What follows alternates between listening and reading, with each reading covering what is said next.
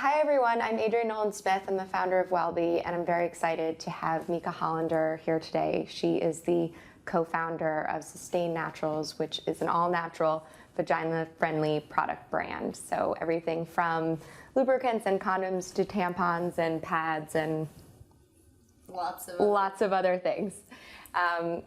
We really wanted to sit down with Meika today because we feel like Sustain is a brand that represents change in an industry that's not had a lot of change. For one, I'm thinking about condoms specifically, but also tampons. They're sort of brands that have, become household names, Trojan and Tampax and whatever, that really have not talked about the vagina health aspects of their products. And I really haven't understood up until hearing about your brand what's in those other products and why they are actually potentially harmful to your health. So first things first, I wanted to hear sort of the impetus for starting this company. I know that you've started it with your father, so that's pretty cool. So tell us about it. Sure. So we started Sustain a couple years ago because we thought it was really interesting that there was obviously a huge movement happening around natural products, and my family's been in the natural products business for a long time, but everything from skincare to food to household cleaning products, people had started thinking about what's in these products, and especially when they're coming into contact with their skin, being a little more cautious about ingredients. But when you looked at categories like condoms and tampons, things actually going in the most intimate part of your body, there was really not a lot of product innovation and really awareness around the ingredient sets in most of these products. So we thought that was kind of crazy because, when you think about it, maybe you should start with one of the most absorbent parts of your body in terms of changing your routine and going green. So we saw a real opportunity to create better, safer, healthier products in the sexual and reproductive wellness space. And additionally, really, obviously I'm a woman, but think through what is in these products and the ingredients and how they actually affect women's health and women's bodies. Because there's really, until now, not been a lot of research or understanding around the implications of a lot of the ingredients. Tell us about what is in conventional, let's start with tampons, for example, and how that can negatively impact your health. Well, I think the crazy thing about tampons and condoms as well is that the FDA actually doesn't require manufacturers of these products to disclose their ingredients. So there's really no way you as a consumer would be able to find out what's in a traditional tampon or condom. And so that's a problem in and of itself. So it's really important to look for brands that are actively transparent and disclosing all of their ingredients like Sustain, so you can actually feel comfortable knowing what you're putting inside your body. So when you think about a tampon, this is something that's inside a woman's body for on average 6 years of her life. Everything that goes into your vagina, every chemical gets absorbed and goes straight into your bloodstream. So it's really critical to know what's in there. So in most brands, you'll find, rather than cotton, you're finding synthetic ingredients like rayon, dyes and fragrances. I'm sure you've seen deodorant tampons, which is just mind-boggling to me. And then most tampons are also bleached in some way. So some tampons are actually bleached with chlorine, which produces a byproduct called dioxin, and which can be found in trace amounts in these products, which is something that I don't feel comfortable putting inside of me. The other issue is around cotton. So cotton's actually one of the dirtiest crops out there. So most cotton is treated with something called glyphosate, which is a pesticide, and that can actually end up in trace amounts in the tampons. And you have the FDA saying it's not a big deal, it's a trace amount, it's fine, and then you have the EPA saying something totally different. So because there hasn't been literally one study looking at the long-term health effects of these chemicals that I've talked about on women's bodies, we sort of operate under the precautionary principle of, if you don't know how it's going to affect you, just don't put it inside your vagina. So it's all about, Sustain's really just about empowering women to access the information and knowledge they need so they can make their own choices about what they want and don't want to put inside their bodies. Do you know offhand any of the sort of linked diseases or health issues that some of these chemicals that you're mentioning? I mean, glyphosate, I think, has been named a carcinogen, so that's linking to cancer, but any sort of other... There are known issues with things like lubricants, where we actually do have a good amount of research around if you use a petrochemical-based lubricant that has glycerin in it, there are health effects that can potentially happen and that do happen to a lot of women. But around tampons and pads, there just hasn't been enough research. And yes, glyphosate is been named a carcinogen, and so I personally don't want that in my vagina. So you mentioned lubricants having petrochemicals in it. So just so that anybody watching it isn't quite sure, it's a common ingredient for most conventional lubricants, right? Yes, I like to think of the lubricant as like anything you're avoiding in skincare or personal care, you should absolutely avoid in lubricant. So parabens, glycerin, petrochemicals, these are things that we're now being told to not put on our skin, so absolutely don't put them inside your vagina. Because what happens, particularly with a lubricant, is if you have these ingredients, and if the lubricant isn't what we call pH compatible, every woman has her pH level, but it's different, but it's within a certain range. So if you come into contact with something like a lubricant that's way outside of the range, this imbalance occurs, and overgrowth of bad bacteria can start to grow because your body's sort of getting sick. So I like to think of your like vaginal ecosystem and get sick with this overgrowth of bad bacteria, and then when your vagina's sick, it's not as good at protecting you from things like HIV or STIs. So we do know if you have something called bacterial vaginosis, which is very common, which is this overgrowth of bad bacteria, you can be up to 3 times more likely to contract or transmit HIV or an STI. And the symptoms of BV are things like your vagina smells, it itches, discharge, you know, things that if you think you have these symptoms, you know, get to know your vagina, know what's normal for you, and then if you start to see some abnormalities, go to the doctor and ask the questions, because 84% of women that have BV actually don't even know they have it. And then the really unfortunate thing is that when you have, like, if you think your vagina smells and it's not your normal scent, you may go and pick up a vaginal wipe that's scented because you think that's going to help. But the issue is that a lot of the ingredients in that wipe could actually perpetuate the problem. Having these fragrances in perfumes or in any other body products and makeup, I guess, is one of the biggest problems. So and fragrance is a code word, right? Right. Fragrance, if you read a label and it says fragrance, it can mean hundreds and hundreds of different things. I mean, fragrance is just not a transparent term. And so we call it a code word in that you don't know what actually is in there. So we sort of just need women to understand their bodies at a more like deeper level and understand what's normal for them, so that when you see these abnormalities, you know to go talk to your doctor. So I want to ask you about the condom piece of this. Mm-hmm. So I believe there's some, I mean, you know, they're made of rubber, and there's lots of different ways that rubber kind of can come about, whether it's petrochemicals or really a botanical type product. So tell us about conventional condoms right now and the implications on your health. So condoms are really interesting. So a lot of condoms are latex, and latex is actually the sap of the rubber tree. So just like maple syrup is the sap of the maple tree, you tap the rubber tree and the latex comes out, and there's no harm done to the rubber tree.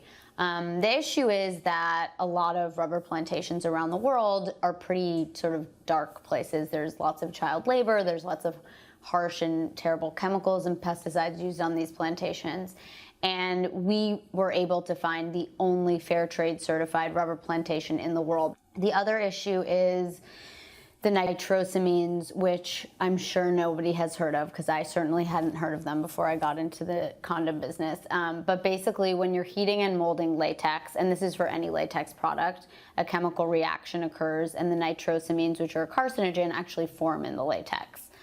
So it's not something that other manufacturers are adding. It's not like a chemical they're adding, but it is what happens when you heat and mold latex. So you actually have to add a chemical blocker to the manufacturing process to prevent the nitrosamines from forming in the latex. The issue is that the way that nitrosamines get released from latex is when latex comes into contact with bodily fluid.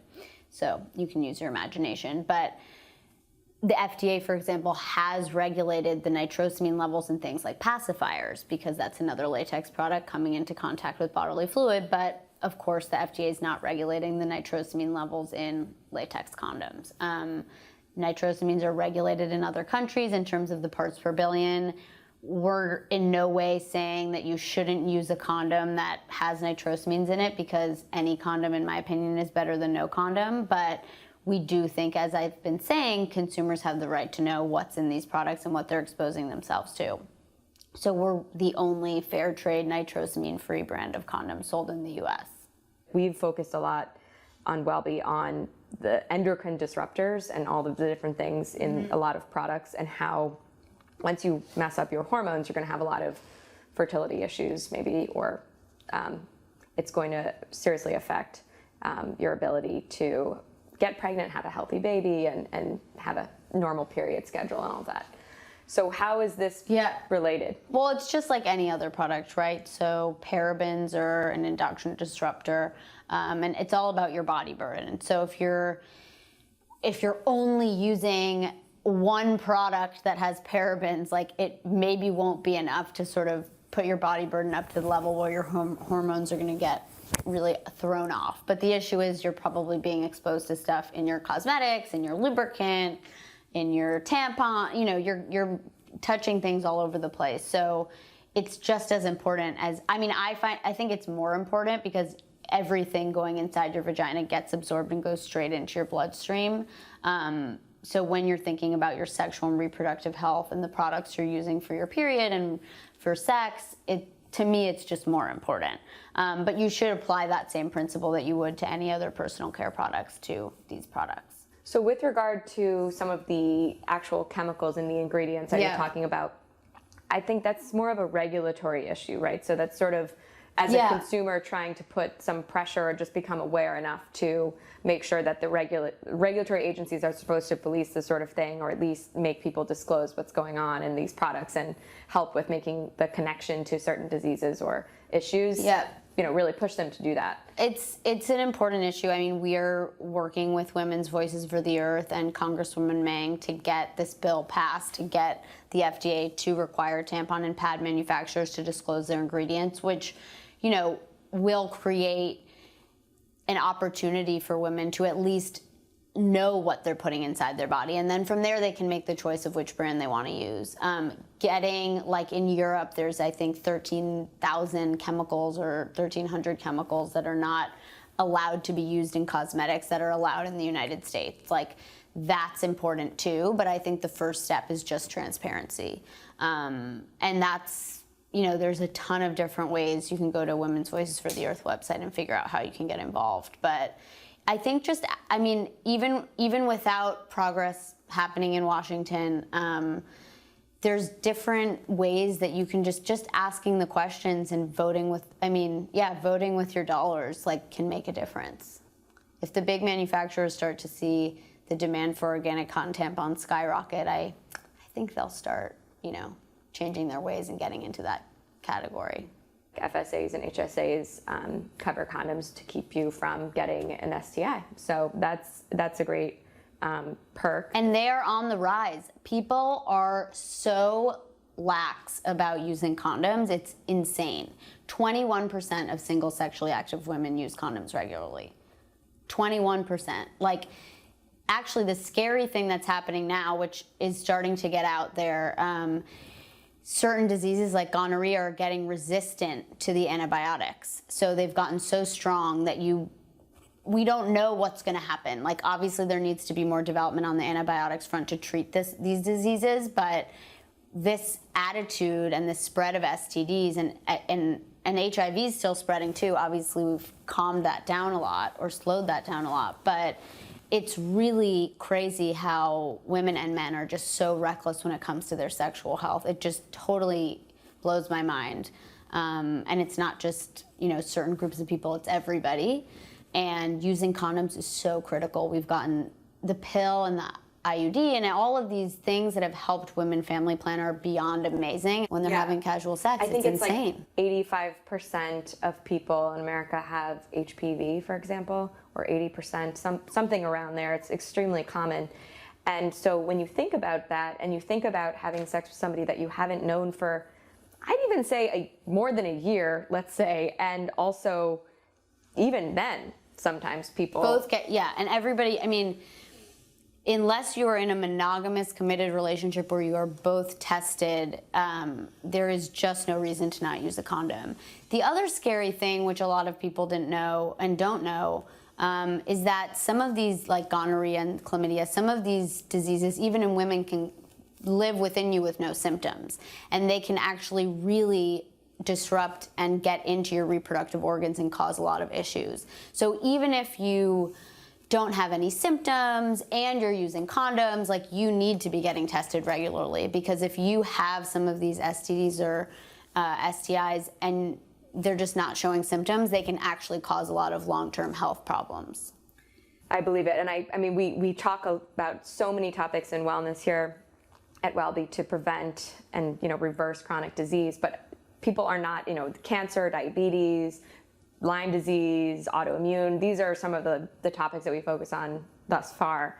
But STDs are 100% chronic diseases if, untreated and can affect you long term.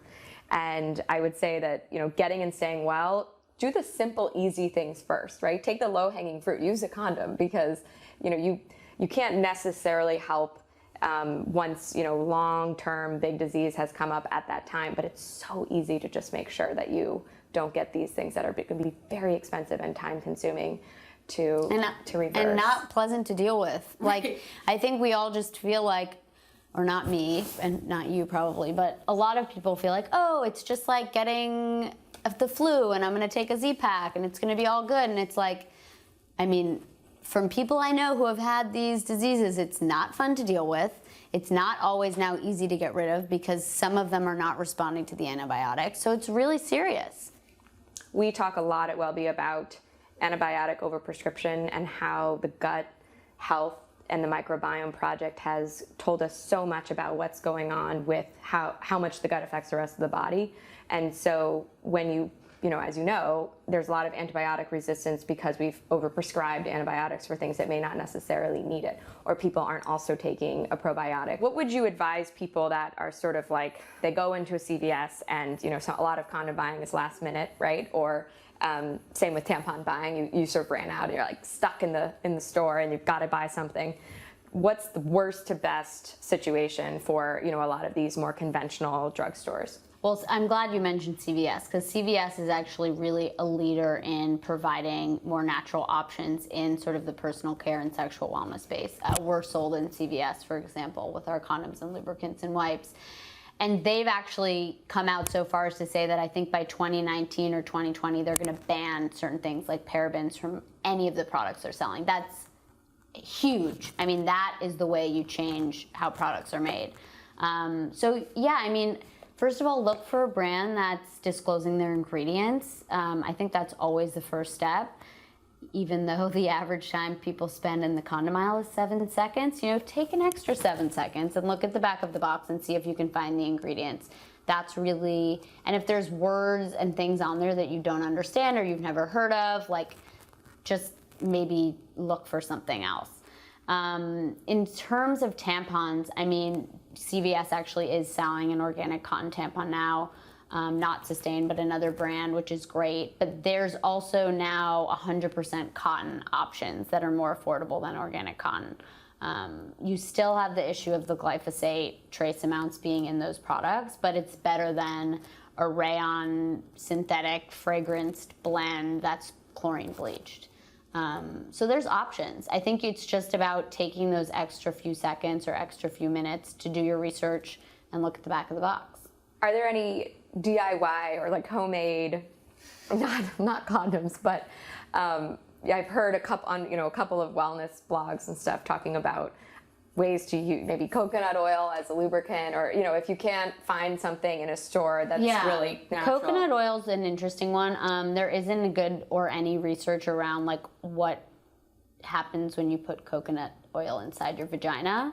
I know that coconut oil is sort of this magical thing that people are putting everywhere, but so I don't recommend it as a lubricant, although I know that it's definitely probably a better option than a red neon smelt like fragrance thing that you may find on the shelf. The other issue, which you need to be really careful about with coconut oil, is that you can't use it with latex or like a silicone toy. It makes latex and silicone disintegrate. So you need to be really careful when you're using sort of a DIY oil at home as a lubricant that it's latex compatible, because most of them aren't.